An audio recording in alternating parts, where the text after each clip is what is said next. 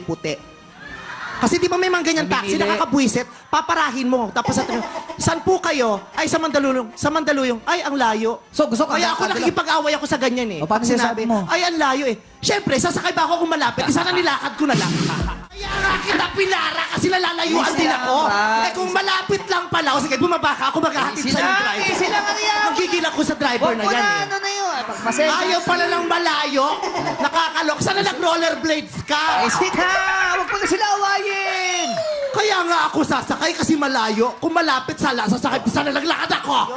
Tandaan nyo, hindi porkit ginawa kayo ng mga lalaki, eh obligado na silang sundin lahat ng gusto nyo. Dahil tandaan nyo, jowa nyo sila, hindi nyo sila pag-aari at hindi sila disusi. Easy na! Easy lang! Ayusin natin to! Ayusin! Hindi kailangan lahat mag-report sa inyo. Bakit? Empleyado nyo